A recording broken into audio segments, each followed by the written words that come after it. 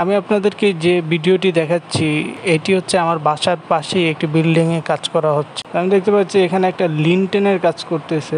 সম্ভবত এখানে লিনটেন রেস্ট করার মতো কোনো গাঁথনি নাই দুই পাশে, সেই জন্য ওনারা কলামের কিছু অংশ ভেঙে নিয়েছে। ভেঙে নিয়ে আপনারা দেখতে পাচ্ছেন বাম পাশের কিছু অংশ কলামের প্রায় 3 থেকে 3.5 ইঞ্চির মতো ভেঙে নিয়েছে। ভেঙে রডগুলাকে আটকায় রাখছে।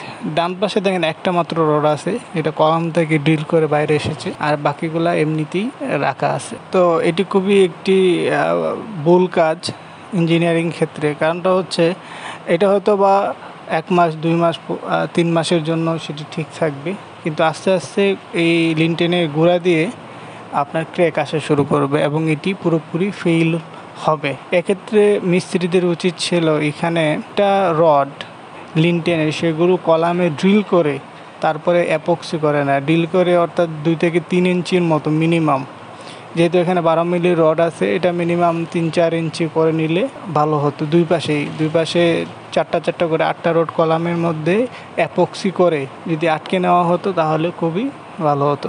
এই ধরনের সমস্যার সম্মুখীন হলে অবশ্যই কলামে ড্রিল করে রডগুলোকে আগে ঢুকিয়ে নেবেন, তারপরে আপনারা সেই লিনটেনটি কাস্টিং করবেন। সবাইকে ধন্যবাদ।